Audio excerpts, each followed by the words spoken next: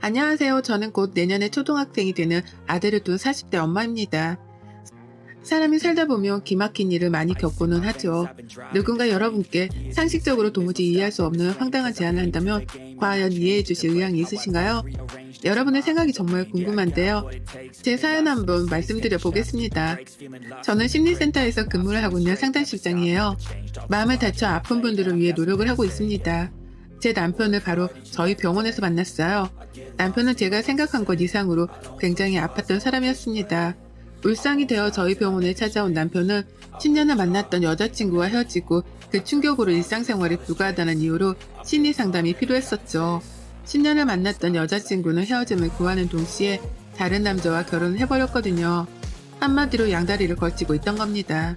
도저히 인정할 수 없었던 남편은 결혼식장에 찾아가 난동을 부리기도 했지만 경찰까지 오며 오히려 제정신이 아닌 사람으로 찍혔다고 해요. 병원에 찾아와서 제게 처음으로 한 말이 인상 깊었습니다. 저는 그 사람에게 피해를 준 게 없는데, 아니, 우리 내년에 결혼하자고 여자친구가 먼저 말을 했거든요. 그런데 갑자기 헤어지자고 하더니 어떻게 결혼할 수가 있죠? 전 믿을 수 없어요. 이건 뭔가 분명히 잘못된 것 같아요, 그쵸? 무슨 마음인지는 알겠지만 우선 진정하세요. 김석구님, 여자친구와 관계가 두터우셨나봐요. 네, 저희는 10년을 만났고 내년에 결혼하자고 말했어요. 그런데 갑자기 하루아침에 헤어지자고 했다고요. 그 이별이 믿어지지 않아서 매일같이 매달렸는데 정확히 헤어지자고 말한 지 일주일 만에 딴 남자랑 결혼하더군요. 결혼식장에 찾아가니 정신이 이상한 미친 사람이라며 모르는 사람이라고 경찰 불러달라면서 막 소리치는데 정말 무섭더라고요. 사람이 어떻게 그럴 수 있죠? 마음이 많이 아프셨겠어요. 현재 김석구님의 마음 상태에 대해서 파악해 볼 수 있는 몇 가지 검사를 해보려고 해요. 네, 뭐든 좀 해주세요, 제발. 저도 제가 왜 이러는지 알고 싶으니까 제발 좀 해주세요. 남편의 우울증도 심각했고 분노 조절도 쉽지 않은 상황이었습니다. 그뿐 아니라 자괴감과 자존감까지 바닥을 찍고 있는 상황에 정말 본인의 자아를 놓은 상황이었죠. 본인이 살아야 할 이유를 모르겠다고 할 정도였으니 이건 분명 문제가 심각했습니다. 저는 이런 남편을 위해 최선을 다해 치료를 도왔고 1년을 넘도록 꾸준한 치료를 성실하게 임한 남편은 언제 그랬냐는 듯 좋아졌어요. 그 모습을 바라보는데 정말 다행이지 싶었습니다. 마음을 다친 환자분들이 회복하고 웃는 모습을 보여주시면 사실 그것만큼 행복한 게 없거든요. 뿌듯함은 물론이고 너무 행복했습니다. 남편은 환자분들 중 의지가 가장 강했고 너무 성실하게 임하셔서 제가 기억을 했었어요. 더 이상 병원에 오지 않으셔도 말이죠. 그렇게 1년이란 시간이 지나고 우연히 남편을 다시 만난 곳은 고깃집이었습니다. 각자 지인들과 술 한잔을 하는 자리에서 만났고 너무 반갑더라고요. 저 혹시 심리센터 실장님 아니세요? 김석훈님 맞으시죠? 세상에 이게 얼마만이에요? 너무 반갑네요. 잘 지내셨어요?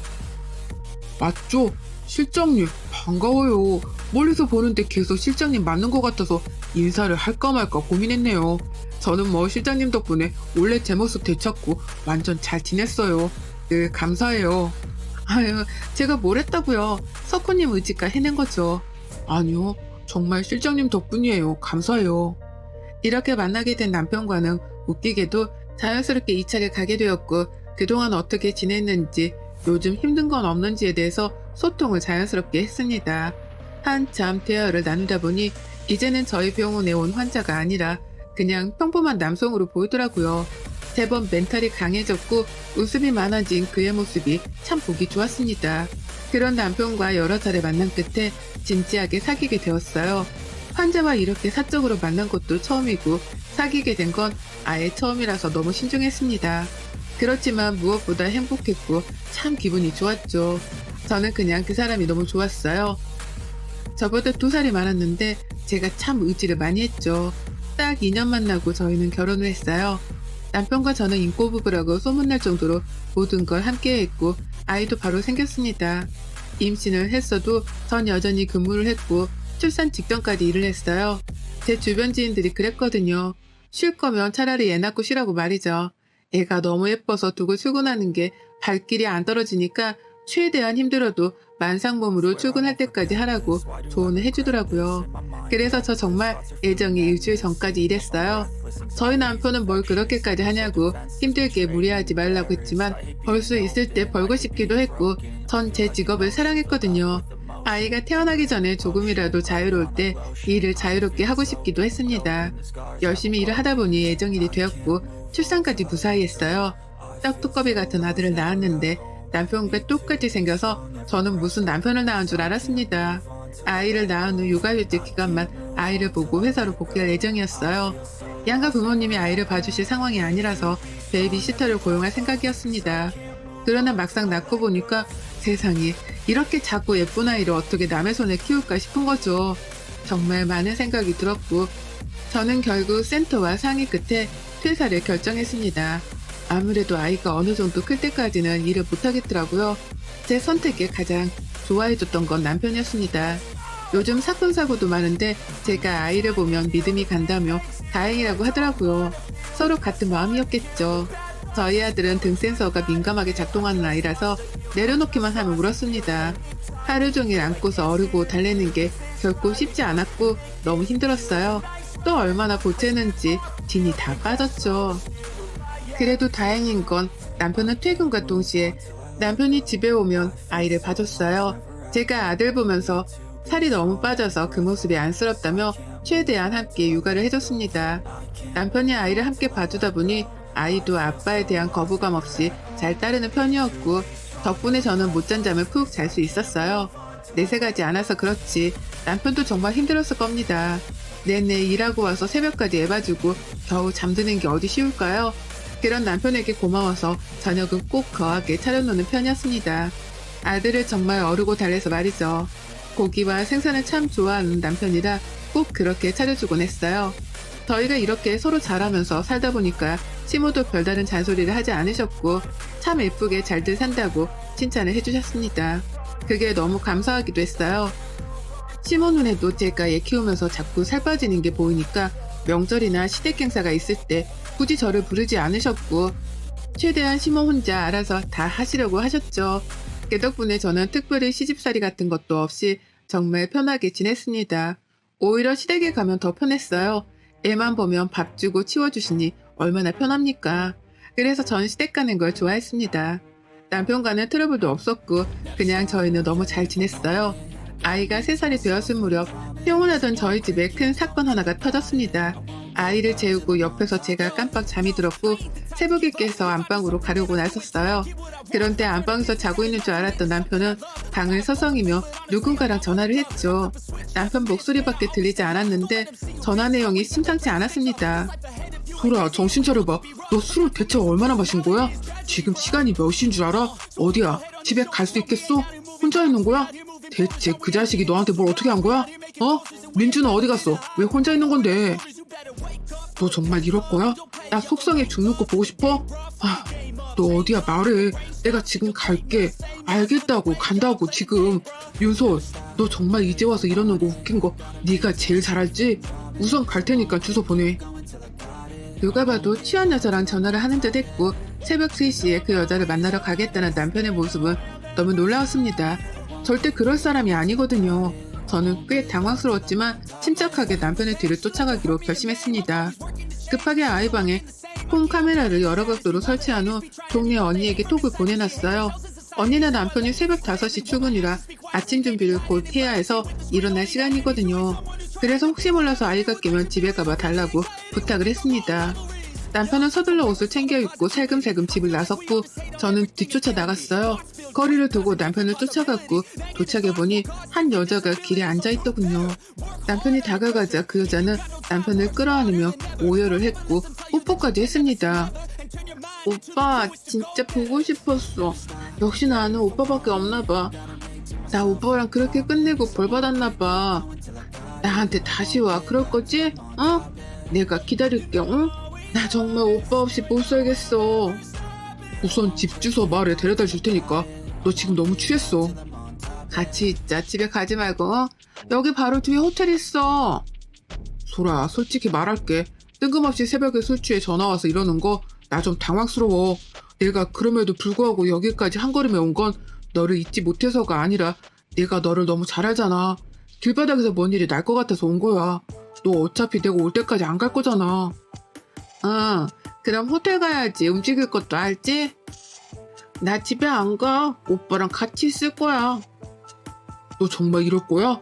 너 그렇게 한순간에 사람 버리고 떠나놓고 이제 와서 왜 그러는데? 너 때문에 1년 동안 나 병원 다녔어, 알아? 제정신으로 못 살았다고. 미친놈처럼 지냈다고. 이제야 좋은 여자 만나서 좋은 가정 꾸리고 행복하게 잘 살고 있는데 왜 이래 정말? 왜? 내가 행복하니까 배 아파? 응, 배 아파. 처음부터 김석호는 윤설이고 윤설은 김석호였어. 그걸 내가 잠깐 놨지만 우린 충분히 회복할 수 있다고. 그렇게 만들 거고 오빠도 결국 나한테 올 거야. 그럼 나만 호텔에 데려다 줘. 정말 힘들어서 그래. 전 정말 손발이 다 떨렸습니다. 1년 동안 남편을 괴롭혔던 인물인 10년 만난 전 여친이 눈앞에서 남편을 꼬시고 있는 걸 목격했어요. 그런데 그 현장을 덮치지 않았습니다. 덮칠 만한 이유가 없었거든요. 우선은 침착하게 저들을 감시하기로 했죠. 호텔에 내려주고 집으로 갈 거라고 굳게 믿었으나 남편 호텔룸까지 전 여친을 데려다 줬고 1시간, 2시간이 지나도 나오지 않았습니다. 곧 아들이 깰 것 같아서 집으로 우선 향했고 뜬 눈으로 밤을 지새웠네요. 남편이 일어나야 하는 시간인 오전 7시가 되도록 남편은 오지 않았습니다. 그날따라 아들도 늦잠을 자더라고요. 엄마가 속상한 걸 아는 건지 말이죠. 저는 도저히 맨정신으로 있을 수가 없어서 그 이른 오전부터 맥주 한 캔을 원샷했고 남편을 기다렸습니다. 전화를 해볼까 했는데 거짓말할 기회를 주는 것 같아서 하지 않았어요. 그리고 8시가 되었을 때 남편은 허겁지겁 집으로 들어왔고 저가 눈이 딱 마주쳤죠. 깜짝아. 여보 일어났어? 놀랐지? 어디 갔다 와? 출근하다가 두고 간 게 있어서 다시 왔어. 나이가 들었는지 요즘 자꾸 깜빡깜빡해. 당신이 언제부터 출연형을 입고 출근했어? 내가 정확히 4시에 일어났거든. 그때부터 지금 8시까지 어디서 뭐 했는지 말해. 무슨 소리를 하는 거야. 나 출근하다가 잠깐 온 거라니까. 옷은 오늘 조금 편하게 입은 거야. 마지막 기회야. 새벽부터 지금까지 어디서 뭐 하고 왔어? 여보 정말 왜 그래 오늘? 무슨 일 있는 거야? 저는 남편에게 제가 찍은 동영상을 카톡으로 보내줬고 보라고 했어요. 그걸 본 남편은 깜짝 놀라며 제게 말했습니다. 여보 그게 오해하지 마. 나 정말 아무 일도 없었어. 소리가 못 가게 해서 그런 거고 열받아서 와인 마시다 깜빡 잠들어 버린 거야. 정말이야 믿어줘. 여보 나 심리센터 실장이었어. 거짓말 할 거면 티 안 나게 해야지. 뭐하니 지금? 하나씩 말해줘봐. 술 먹고 깜빡 잠들었던 사람이 머리에서 샴푸 향이 나네? 아침에 감은 것도 아닌 것 같고 그치? 그뿐이야? 당신 지금 팬티 뒤집어 입었고 안에 티도 뒤집어 입었어. 뭐가 그렇게 급했니? 온몸으로 티를 대면서 믿어줘? 웃기고 있네. 여보 진짜 잘못됐어. 내가 미쳤었어. 정말 미안해 여보 미안해. 응 아니야 미안할 거 없어. 당신이 즐기고 싶어서 즐긴 건데 왜 나한테 미안해? 아빠 없이 클 내 아들한테 평생 사지 않은 마음으로 살도록 해. 자 이거 당신 집이니까 가지고 나가. 서류는 어머님 댁으로 보낼게. 저는 남편에게 이혼하자고 했고 남편을 울고불고 제 다리를 잡고 매달렸습니다. 그런 남편은 확 뿌리치고 안방으로 들어가 문을 잠궈버렸죠. 그러자 문을 막 두드리며 남편을 매달렸고 저는 시모에게 전화를 했어요. 혜연아 이 시간에 무슨 일이야? 어머님 영상 보냈는데 그거 보고 다시 전화주세요. 저는 시모에게 저것들이 찍힌 영상을 보냈고 그걸 본 시모는 바로 전화가 왔습니다. 이런 미친 게 혜연아 우선 침착해라. 내가 전현 만나서 머리채를 잡고 아주 다 뜯어 놓을 테니까 너 걱정 마. 알겠지? 아니요 어머님 지금 저희 집으로 오셔서 이 사람 좀 데리고 가주세요. 전 다른 거 몰라도 애도 있는 인간이 바람피는 건 용서 못해요. 바로 이혼이니까 데리고 가주세요. 시모는 한 걸음에 저희 집으로 왔고 그 사이에 아들이 깨서 저를 찾으며 울어서 제가 나갔습니다. 저는 아들 밥을 먹이고 옷을 입힌 후 동네 언니네 집에 보냈어요. 그리고 시모에게 말했죠. 아직도 안 데려가셨어요? 이제 경찰 부릅니다 정말. 야 이 썩을 놈아 정신 나간 놈아. 네가 지금 뭔 짓을 한 줄 알아? 네 마누라 같은 여자가 어딨다고 세상에. 그 정신 나간 년을 또 만나? 너 어쩔 거야? 어쩔 거냐고. 여보 제발 한 번만 용서해줘. 나 정말 정신 차리고 살게. 너라면 용서해주겠냐? 나라도 용서 안 돼 미친놈. 희연아 우선은 내가 이놈 데리고 갈 테니까 시간을 두고 좀 생각을 해보자. 시모는 남편을 끌고 갔고 제 앞에서도 엄청 맞았어요. 시간을 두고 생각을 해보자고 했으나 저는 이혼 서류를 시댁으로 보냈고 시모와 남편에게 미친 듯이 전화가 왔습니다. 당연히 무시했고 받지 않았어요. 그런데 너무 마음이 아픈 게 남편이 아들에게 너무 다정한 아빠여서 아이가 매일 아빠를 찾으며 울고 불고 난리를 치는 겁니다. 밥도 안 먹고 울고 또 울고 정말 미칠 것 같았어요. 우는 아이를 끌어안고 같이 울기도 하고 달래고 너무 힘들었습니다. 이러다 애 잡겠다 싶을 정도로 애가 울 때 지쳐 숨이 넘어갈 정도였고 저는 남편에게 전화를 할 수밖에 없었어요. 집으로 와 지금 바로. 남편은 한 걸음에 집으로 왔고 아들은 남편을 보자마자 달려가 한참을 울더군요. 정말 많은 생각을 했습니다. 저한테는 쓰레기 같은 남편이지만 아이에게는 한없이 좋은 아빠인데 제가 생리발을 시켰구나 싶기도 하고 이별을 받아들이기에 아이가 아직 너무 어리구나 싶었죠. 결국 많은 대화와 고민 끝에 딱 한 번의 기회를 주기로 했습니다. 한밤의 해프닝으로 정리하기로 했죠. 말은 그렇게 했어도 당연히 사이가 예전 같진 않았고 분노로 속이 답답하긴 했어요. 남편은 제가 소가리를 하지 않도록 의심하며 괴로워하지 않도록 일부러 모든 걸 더 대놓고 오픈하며 믿음을 주려고 노력했습니다. 그냥 그렇게 살았어요. 대신 각방을 쓰긴 했습니다. 도저히 한 침대에서 잘 자신은 없었거든요. 그렇게 산지 몇 년이 흐르고 저희 애가 6살이 되었을 때였습니다. 이제 애가 유치원을 다니고 어느 정도 커서 저도 일을 다녔어요. 다행인 건 이전에 다녔던 심리센터 실장 자리로 다시 들어갈 수 있게 되었습니다. 워낙 사람 좋은 병원이라 이직하는 사람이 별로 없어서 대부분 사람들이 다 그대로라 너무 반가웠죠. 사회생활을 다시 시작하면서 저는 이전보다 많이 밝아졌어요. 그런데 남편의 전 여친이 환자로 저를 찾아왔습니다. 안녕하세요, 윤솔님? 네, 안녕하세요. 왜요? 네? 아니, 저를 보고 당황하시는 것 같아서요. 저 아세요? 그럴 리가요. 어떻게 오셨어요? 제가 사랑하는 사람이 있거든요. 저희는 10년을 뜨겁게 사랑했지만 제 실수로 그 사람을 놓쳤었고 다시 잡으려고 몇 년 동안 노력을 했어요. 그래서 결국 지금 애가 둘인데 숨어서 지내는 신세라 그런지 뭔가 서럽기도 하고 힘들어요. 이럴 때는 어쩌면 좋을까요?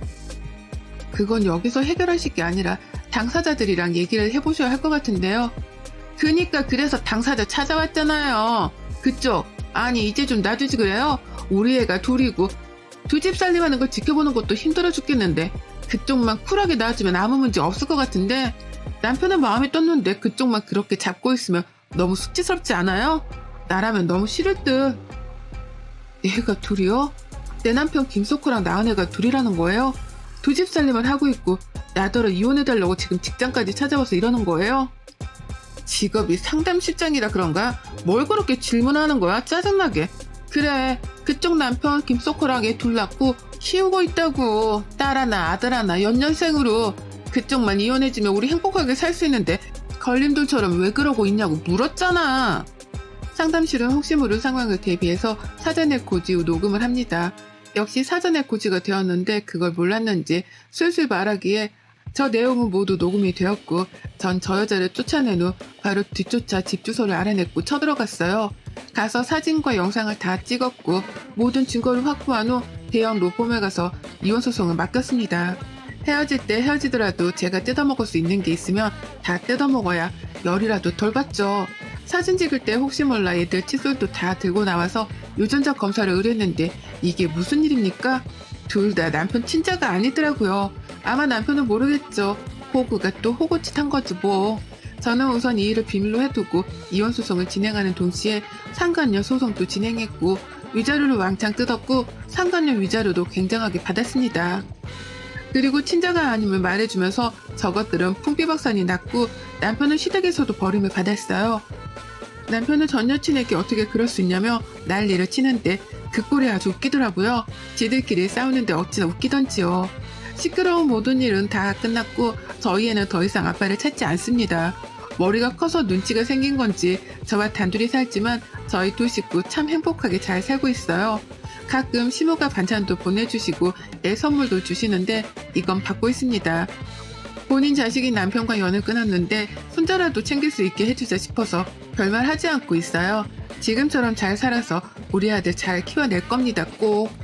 여러분의 생각은 댓글로 남겨주세요. 오늘도 시청해주셔서 정말 감사합니다.